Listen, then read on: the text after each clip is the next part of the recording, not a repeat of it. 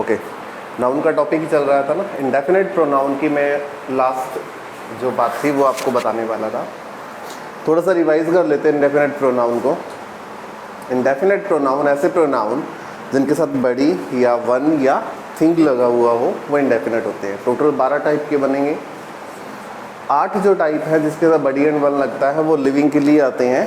Thing वाले 4 जो non living के लिए आते हैं। हमेशा सिंगुलर यूज़ होंगे, पहली बात। दूसरी बात थी कि एडजेक्टिव हिज का यूज़ होगा। हिज प्रायोरिटी मिलेगी, प्राथमिकता मिलेगी। हिज हर आ सकते हैं दोनों। ओके, और कुछ बात हुई थी डिस्कशन अबाउट दैट, और मेरे ख्याल से नहीं हुआ था। लास्ट बात है इनसे जुड़ी हुई, मैंने बोला था कि अपोस्ट्रोफियस, हाँ अपोस्ट्रोफियस का यूज़ किया जाता है।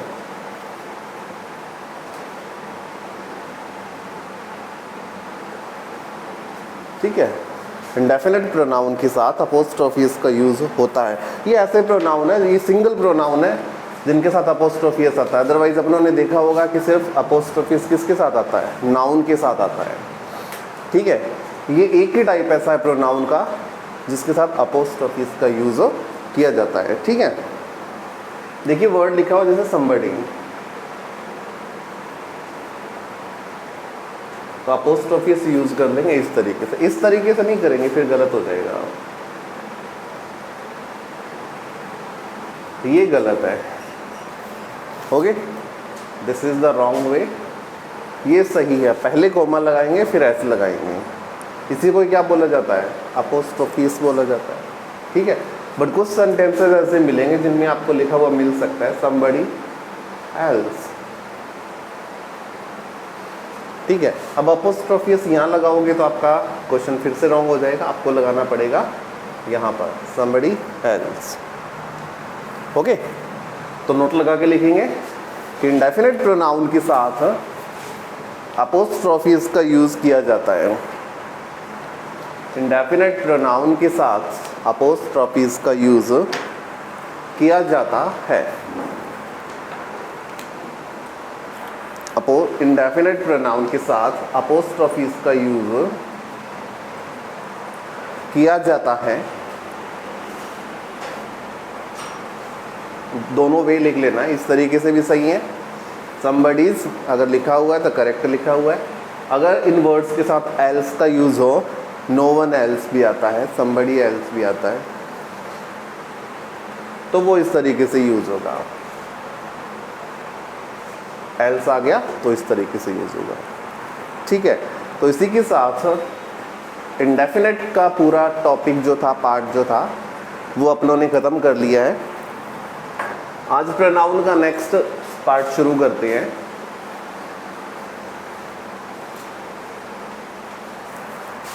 जिसका नाम है डिस्ट्रीब्यूटिव प्रोनाउन। कितने टाइप्स हो गए हैं, 3 हुए हैं, 4 हो गए। 5th नंबर है डिस्ट्रीब्यूटिव।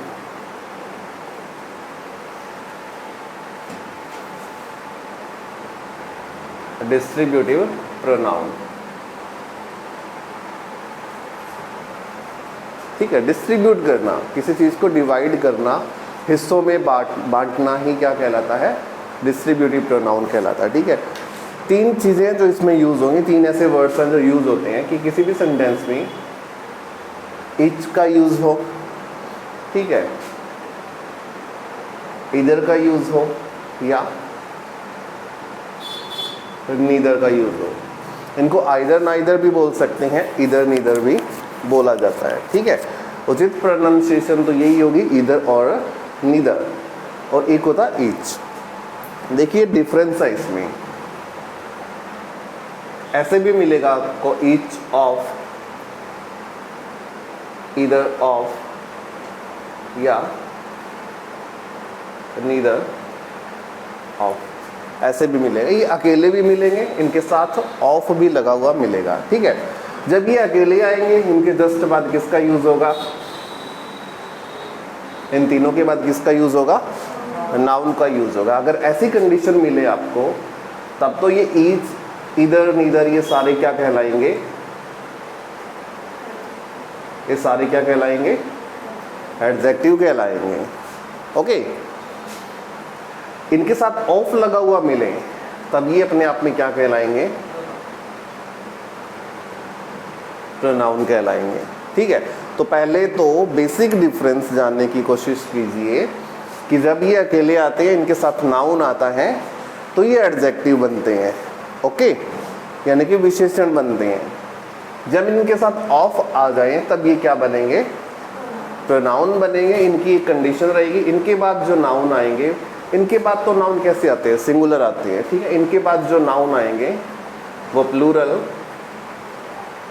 और फिर जो वर्ब आएगी वो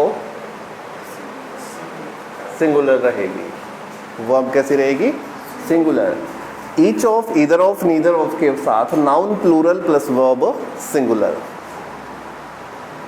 ठीक है, पहले उतारिए फिर एग्जाम्पल के थ्रू समझते हैं। We are going fifth number part of pronoun, that is distributive pronoun. Distributive means divide the things between noun. Okay, each, either, neither is used as the adjective and pronoun both. When each, either, neither used before a noun, then it is called adjective. And when each, either, neither after of, then it is used as a pronoun. When you are using the pronoun, then you will have to use plural noun plus singular verb.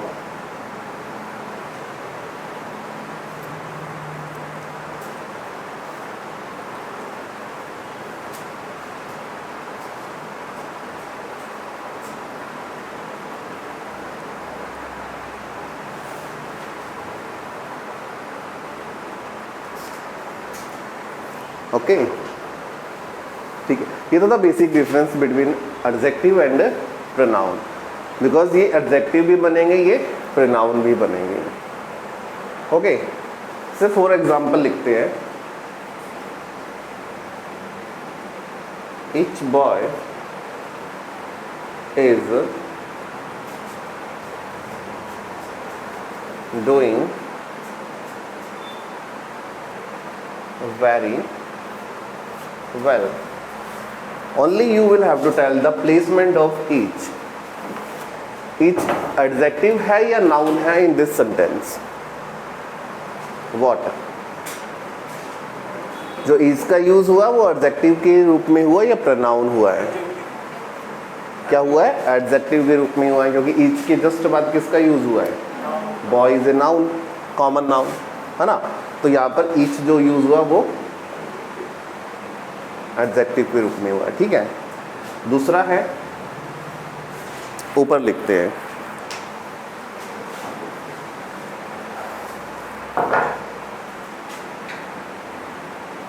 each of boys is doing very well। यहाँ पर जो each का use है वो pronoun के रूप में हुआ है, बिकॉज ईच के बाद ऑफ लगा हुआ है, फिर प्लूरल नाउन लगा हुआ और सिंगुलर वर्ब लगी हुई है। ठीक है, इट मीन्स जो ईच का यूज हुआ वो एज ए प्रोनाउन है। तो दोनों सेंटेंस में डिफरेंस है, क्लियर करेंगे। ठीक है, और राइट करेंगे। Each boy is doing very well. In this sentence each is working as a adjective because before each you use a singular noun.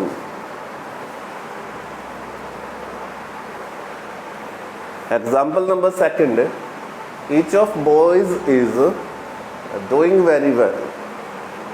In this sentence you used each of plural noun singular verb. It means each is working as a pronoun. This is the basic difference between each and each of. And during the exam you will have to remember it. Exam के दौरान भी ये चीज़ें याद रहनी पड़ेंगी, आपको रखनी पड़ेंगी। आप हेल्पलेस हैं, हेल्पलेस यानी कि मजबूर हैं याद रखने के लिए। ठीक है, ओके, एक और क्वेश्चन करते हैं।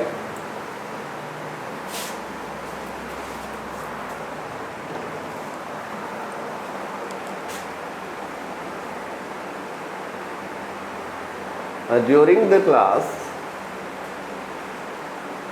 I saw that neither of girl was writing the essay. During the class के दौरान I saw, मैंने देखा, that कि neither of girl was writing the essay, कोई भी लड़की नहीं लिख रही थी ऐसे को, ऐसे यानी कि लेख। ठीक है, बताइए। Mistake, very good. क्या आना चाहिए?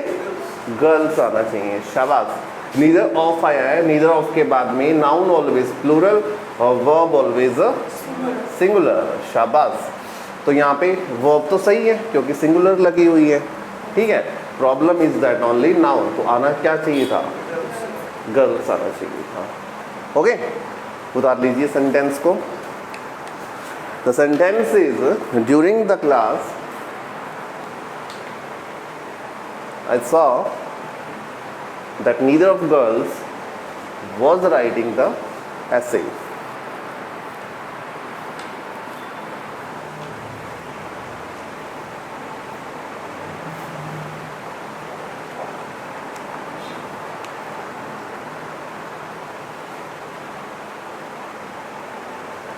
What is the meaning of each?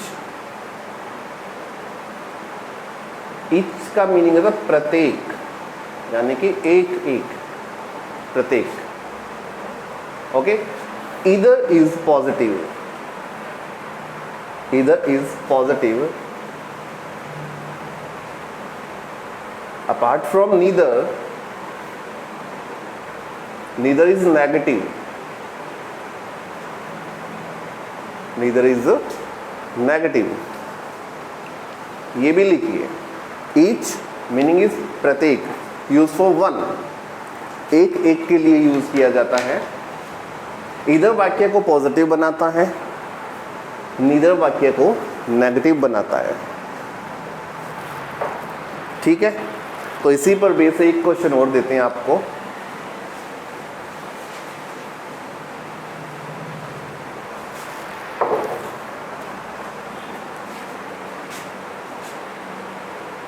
Last evening,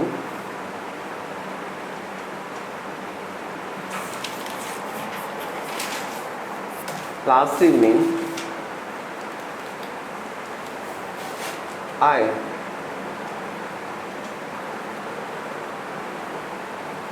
felt that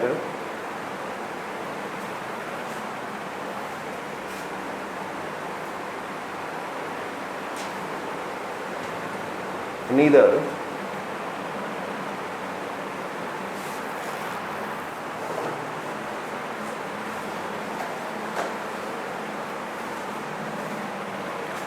was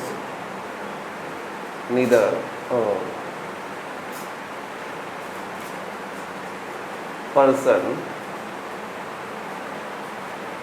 was, persons करते इसको, persons was not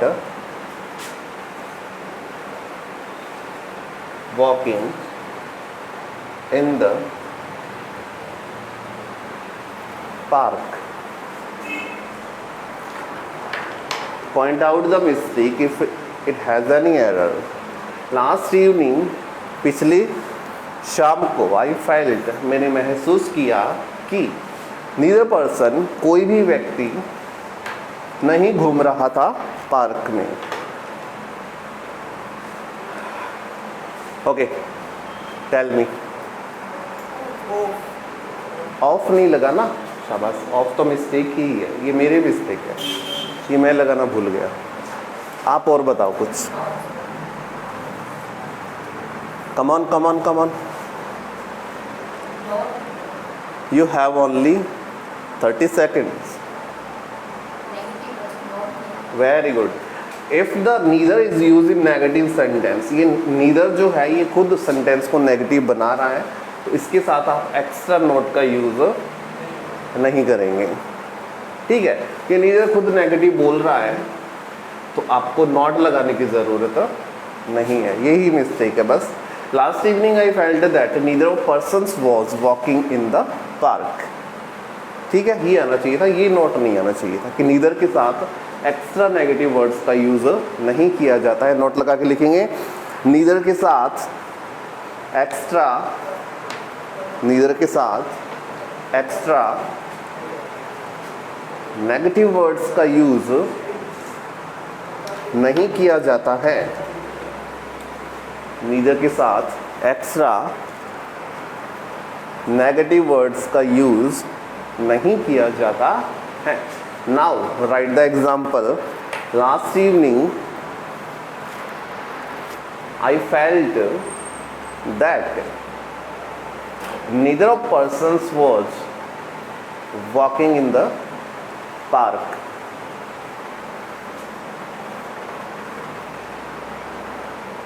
Last evening, I felt that neither of person was walking in the park.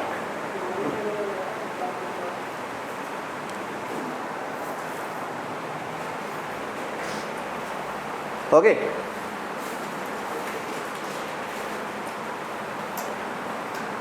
Okay. ठीक है. Now some little discussion about the negative words.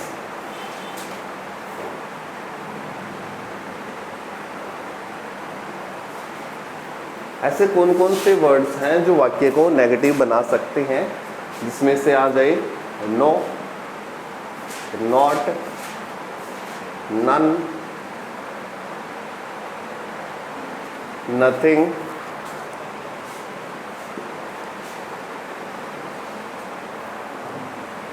आ जाए never, neither, लेस्ट, unless, until. ये सारे के सारे कैसे वर्ड्स हैं? ये सारे के सारे नेगेटिव वर्ड्स हैं. रिमेंबर इट, इनको याद रखना है. ठीक है, उतारिए फटाफट कि नेगेटिव वर्ड्स कौन कौन से होते हैं जो वाक्यों को नेगेटिव बना देते हैं अपने आप. No, not, nothing, neither, none, never, least, until, unless.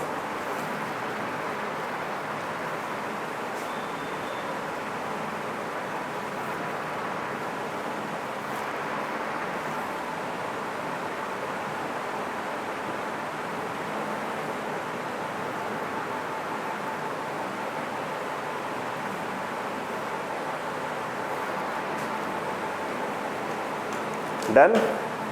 Okay. In last sentence you saw a verb that is felt. Last sentence में अपनों ने एक वर्ब यूज किया था जिसका नाम था फेल्ट. ठीक है, सेंटेंस में यूज हुई थी वर्ब की सेकंड फॉर्म के रूप में. ठीक है, बेस फॉर्म क्या है इसकी? बेस यानी बेसिक फॉर्म है फील. फील से बना था, ये वर्ब की फर्स्ट फॉर्म थी, सेकंड फॉर्म है. और फेल्ट ही वर्ब की क्या होती है? थर्ड फॉर्म होती है. बट रिमेंबर इट, इससे जो क्वेश्चन बनता है वो ये बनता है कि feeling is a wrong verb. Feeling जो है वो एक रॉन्ग वर्ब है. फील के साथ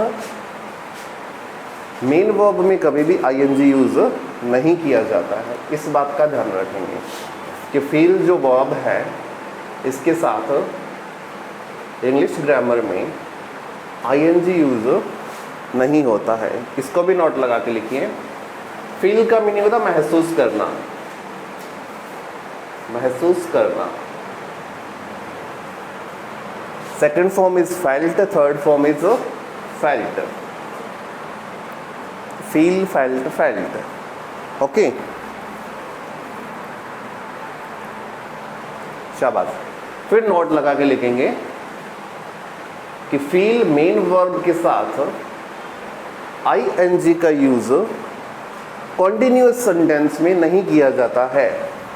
पूरा लिखिए, फील मेन वर्ब के साथ आईएनजी का यूज कॉन्टिन्यूअस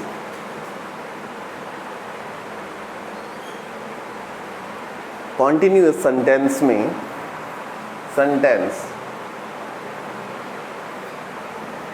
सेंटेंस में नहीं किया जाता है।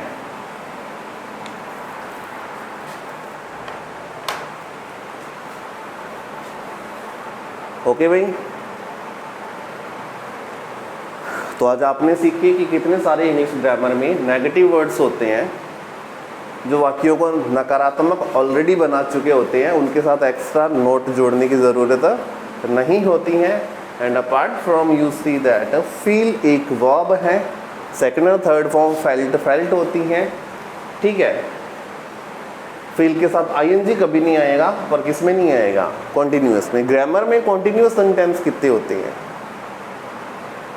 ग्रामर में कॉन्टिन्यूअस सेंटेंस होते हैं 6 टाइप के, यानी कि इस फील को 6 सेंटेंस में यूज नहीं करेंगे। प्रेजेंट, पास्ट, फ्यूचर कॉन्टिन्यूअस, 3 तो ये हो गए। फिर present perfect continuous, past perfect continuous and future perfect continuous. इन 6 के अंदर फीलिंग यूज नहीं होगा। ओके, शाबाश।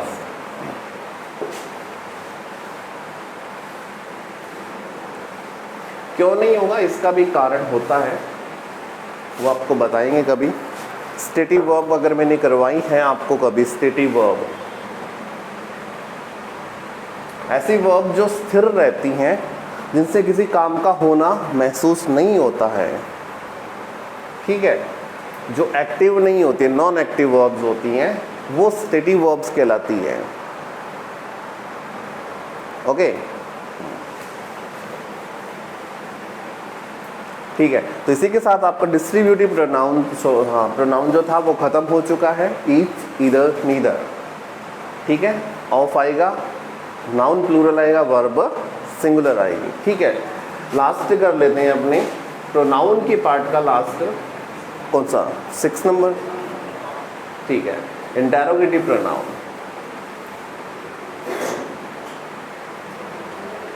Interrogative pronoun,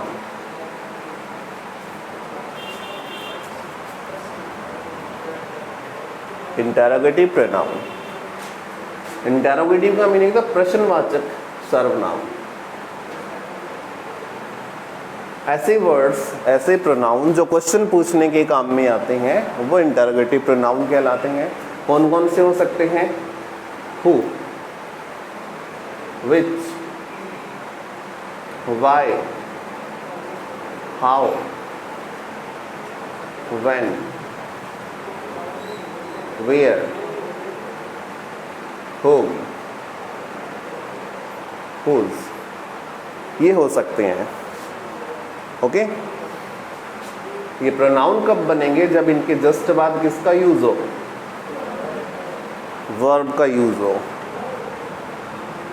okay, and last में क्या है? क्वेश्चन मार्क आई, ठीक है। तभी ये क्या बनेंगे? इंटेरोगेटिव प्रोनाउन बने हैं। इनके मीनिंग थोड़ा थोड़ा आपको पता होना चाहिए। What is the meaning of who? कौन, विच, विच सिलेक्शन के लिए यूज होता है, selection.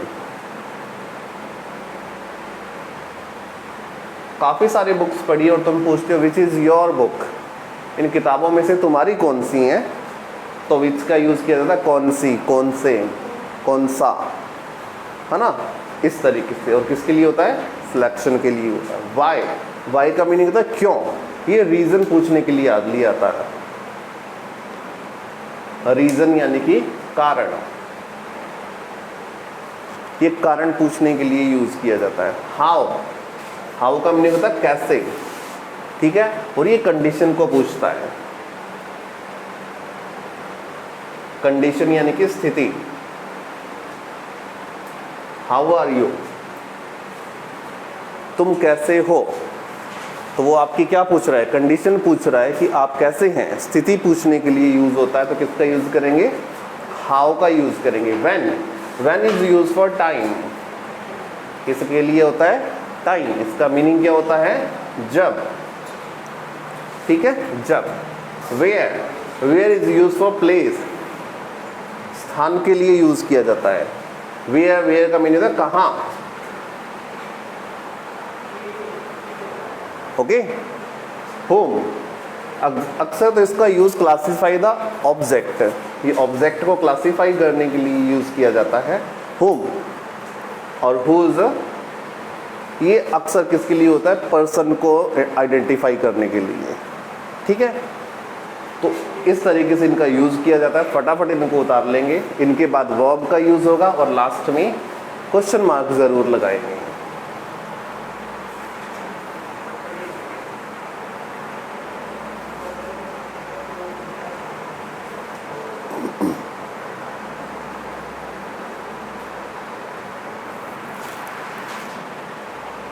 We are doing interrogative pronoun. Interrogative pronoun means ask the question. Which pronoun is used to ask the question is called interrogative pronoun.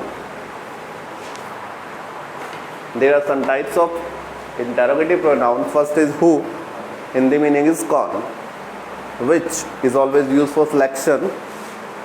चीज़ों को select करने के लिए which का यूज़ किया जाता है. Why means क्यों. Especially ask for the reason. How means कैसे. Use for the condition. When is used for time, जब. And where used for place, कहाँ, जगहों को जानने में काम आता है. Whom is used to find the object in the sentence. And whose is also classify the noun. Okay.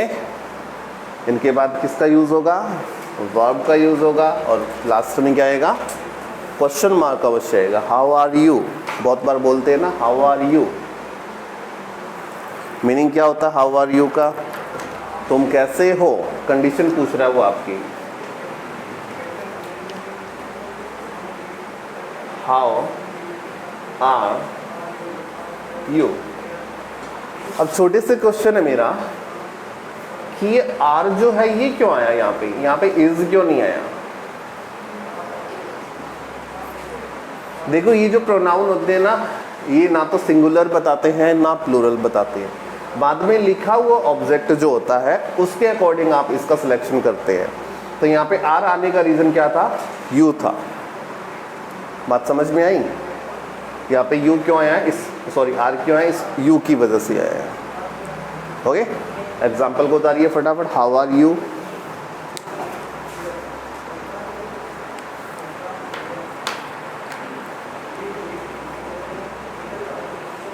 ठीक है. एक और प्रोनाउन करते हैं, लास्ट प्रोनाउन पर्सनल प्रोनाउन. ये इंपॉर्टेंट है. लास्ट प्रोनाउन करेंगे पर्सनल प्रोनाउन.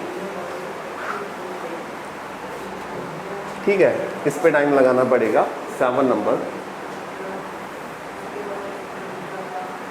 Personal pronoun. ठीक है. पहले तो पर्सनल प्रोनाउन पे बात कर लेते हैं. देखिए 7 टाइप के होते हैं. I, we, you, he, she, it और दे. ये दोनों कहलाते हैं first person. You is the second person, he, she, it, they is the third person. ठीक है. इन दोनों को कहा जाता है स्पीकर. स्पीकर मीन्स होता है वक्ता. वक्ता यानी कि बोलने वाला. कभी भी देख लेना बोलेगा कौन, आई या वी, यही दो बोलेंगे. अब आप में से कौन बोल रहा है, मैं बोल रहा हूँ. मैं मतलब आई. ठीक है. आप यहाँ पे क्या हो, आप यहाँ पे लिसनर हो, आप श्रोता हो, सुन रहे हो मुझे. तो यू को कहते हैं सेकंड पर्सन, इसीलिए क्योंकि दूसरा पर्सन सुनता है। और ये होते हैं नॉन एक्टिव। नॉन एक्टिव यानी कि मैं जो बातें करूंगा ना वो इन लोगों की करूंगा और आपको सुनाऊंगा। मैं कहूँ राम ने मुझे कहा था कि श्याम बहुत ही होशियार लड़का। अब राम, राम कौन है? राम ही है, थर्ड पर्सन है। मैं बोल रहा हूँ, आप सुन रहे हैं किसकी बातें? राम की बातें। समझ में आ गया? ये पर्सनल प्रोनाउन इसी तरीके से डिवाइड इनको किया जाता है। ये फर्स्ट पर्सन, ये सेकंड पर्सन, ये थर्ड पर्सन। अब देखिए सेंटेंस में फर्स्ट पर्सन अकेला भी आ सकता है, फर्स्ट और सेकंड दोनों भी आ सकते हैं, फर्स्ट सेकंड और थर्ड भी आ सकता है। ठीक है, जैसे कि मैं बोलूँ I am going to market, जो भी आगे लिख दिया। ठीक है, दूसरा लिखूँ I and you are going to market. तीसरा लिखता हूँ I you and he are going to market. ठीक है, इन तीनों सेंटेंस में क्या किया है मैंने? फर्स्ट में सिर्फ एक ही पर्सन के प्रोनाउन डाले हैं, फर्स्ट पर्सन के। दूसरे में मैंने फर्स्ट पर्सन भी यूज़ किया और सेकंड पर्सन भी यूज़ किया। तीसरे सेंटेंस में फर्स्ट पर्सन भी है, सेकंड पर्सन भी है और थर्ड पर्सन भी है। ओके, अब एग्ज़ाम के दौरान क्या होगा, ऐसे क्वेश्चन बहुत देखने को मिलते हैं, बच्चों के दिमाग से स्किप भी हो जाते हैं। जब फर्स्ट पर्सन आए तो कोई दिक्कत नहीं है। ठीक है, आप आई के साथ एम का यूज़ कर लिया, यहाँ पे वी होता तो आर का यूज़ कर लेते। ठीक है, जब एक ही आई पर्सन फिर तो कोई दिक्कत नहीं है, बट जहाँ जिस सेंटेंस पे दो पर्सन आ जाएं या तीन पर्सन आ जाएं तब प्रॉब्लम हो गई। तब इनके चेक किए जाते हैं क्या? ऑर्डर। ऑर्डर बोले तो कर्म, इनके कर्म चेक किए जाते हैं। ठीक है, कि ये सही है गलत, ऐसे नहीं आ सकते ये गलत लिखा हुआ है, इसमें जो लिखा हुआ है वो, ये जो वाक्य ना बिल्कुल गलत है, इसका जो सब्जेक्ट है ये गलत है, ऑर्डर सही नहीं है इनका। तो यहाँ तक फटाफट उतारिए, फिर आगे चलते हैं। 7 number and last pronoun is personal pronoun. There are 7 types: I, we, you, he, she, it and they. We categorized them in 3 categories. I, we is the first person. It is called speakers. Second person is you, is called listener, Shrota. Third person, he, she, it or they. They are called non-active. Okay, ये example तीनों उदाहरण है कि एक pronoun, एक person भी आ सकता है सेंटेंस में, 2 पर्सन भी आ सकते हैं और सेंटेंस में 3 पर्सन भी वैलिड हैं।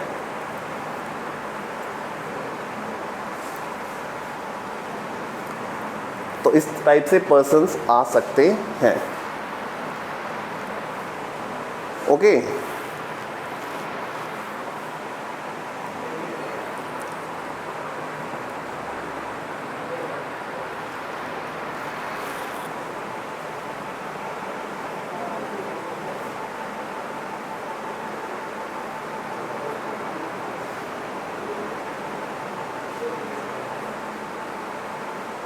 नोट लगा के लिखिएंगे कि अगर किसी सेंटेंस में पर्सनल प्रोनाउन का यूज़ हुआ है, नोट लगा के लिखेंगे नोट।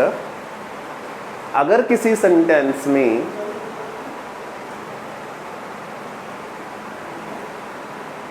पर्सनल प्रोनाउन का यूज़ हुआ है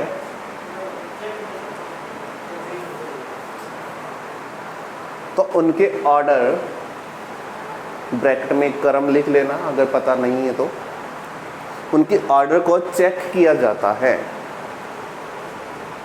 उनके ऑर्डर को चेक किया जाता है।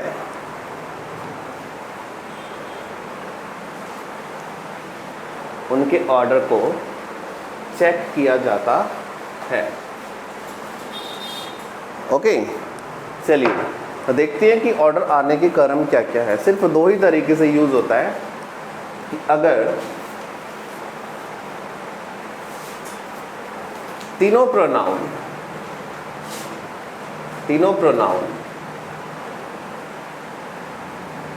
यूज हो तब चेक करना है। तो कंडीशन फर्स्ट बन सकती है 2, 3, 1 की। कहने का मतलब है कि पहले हमेशा कौन सा आएगा, सेकंड प्रोनाउन। सेकंड कौन सा होता है, यू, या तो यू को पहले लेके आइए। फिर 3 नंबर प्रोनाउन कौन से होते हैं, ही, शी, इट और दे होते हैं। ठीक है, और लास्ट में कौन सी आएंगी, आई या वी आएंगे। ठीक है, ये तो कब आएंगे, जब सेंटेंस होगा बिल्कुल कैसा सेंटेंस होगा, नॉर्मल कंडीशन का होगा। ठीक है, एक कंडीशन और बनती है, इसमें पहले आता है फर्स्ट पर्सन, फिर आता है सेकंड पर्सन और फिर आता है थर्ड पर्सन। ये कब आएंगे, जब सेंटेंस में कोई मर्डर की बात हो, कॉन्फेंस की बात हो। कॉन्फेंस यानी कि मान लेना, जुर्म कबूल करना कॉन्फेंस कहलाता है। मार धाड़ वाला सेंटेंस हो, यानी कि अपवादित वाक्य हो। कैसा वाक्य, अपवादित सेंटेंस हो। ठीक है, तब कौन से प्रोनाउन आएंगे, पहले खुद को लेके आएंगे, फिर सेकंड पर्सन को लेके आएंगे, फिर थर्ड पर्सन को लेके आएंगे। ओके, दोनों कंडीशन लिखिए। लिखिए कंडीशंस, अगर तीनों प्रोनाउन एक ही वाक्य में यूज हुए हों, अगर तीनों प्रोनाउंस एक ही वाक्य में यूज हुए हों,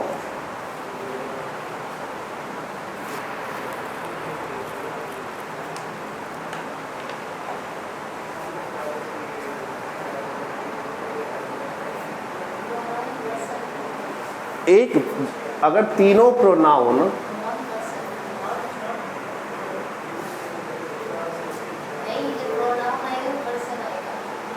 हाँ, पर्सन, अगर तीनों पर्सन एक ही वाक्य में यूज हुए, प्रोनाउन की जगह पर्सन कर लेना, पर्सन्स एक ही वाक्य में यूज हुए हों, तब फर्स्ट कंडीशन 2, 3, 1 मीन्स कि पहले यू को लेके आएंगे, फिर ही, शी, इट, दे में से लगाएंगे और फिर आई या वी लगाएंगे। जब सेंटेंस और नॉर्मल, जब वाक्य कंडीशन कैसी है, बिल्कुल नॉर्मल है, यानी कि कोई अच्छा काम किया जा रहा है। ओके, और सेकंड कंडीशन बनेगी फर्स्ट, सेकंड और थर्ड, यानी कि पहले आई वी आएगा, फिर यू आएगा, फिर ही, शी, इट, दे में से आएगा। जब कोई वाक्य अपवादित हो, जिसमें कॉन्फेंस किया गया हो, जिसमें मर्डर किया गया हुआ हो, ठीक है, ऐसा सेंटेंस हो तो कौन सा ऑर्डर रहेगा, 1, 2, 3 का रहेगा। मैं एक सेंटेंस लिखता हूँ, समझने की कोशिश करेंगे कि सही है या गलत है, check it.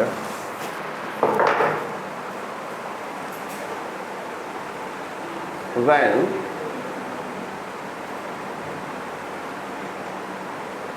you,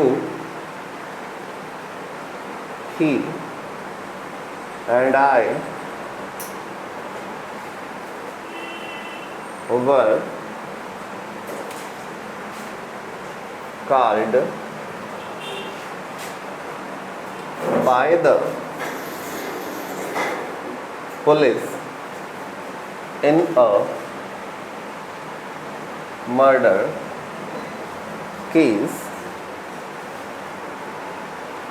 we all be hired a well-known person for our protection. बताइए, एक आपके सामने वाक्य है, पढ़ेंगे। When you, he and I, जब तुम्हें, उसे और मुझे बुलाया गया पुलिस के द्वारा एक मर्डर केस में, तब ऑल वी हायर्ड, हम सभी ने हायर कर लिया। हायर करना यानी कि किसी इंसान को पैसों से खरीदना, जैसे लॉयर को खरीदते हैं अपने, हायर कर लिया ए वेल नोन पर्सन, एक अच्छे जानकार इंसान को, फॉर आवर प्रोटेक्शन, खुद के बचाव के लिए। ओके, तो सेंटेंस का सब्जेक्ट क्या है? यू, ही एंड आई है। अब सेंटेंस बेस करेगा, सेंटेंस क्लियर करेगा कि ये जो ऑर्डर आया हुआ है, इसमें ऑर्डर कौन सा लगा रखा है? 2, 3, 1 का लगा हुआ है। ये करेक्ट है या नहीं है? ये करेक्ट नहीं है, क्योंकि इसमें कुछ ऐसा किया गया है तीनों के द्वारा जो एक अपराध है, और अपराध क्या है? उन्होंने मर्डर किया था। ओके, तो एग्जैक्ट ऑर्डर क्या होना चाहिए था? आई, यू एंड ही होना चाहिए था। कहानी समझ में आ गई? उतार लीजिए सेंटेंस को। When I, you and he were called by the police in a murder case, all we hired a well-known lawyer, यहाँ कॉमा लगा लेना, यहाँ पर all we hired a well-known lawyer या well-known person for our protection, for our protection.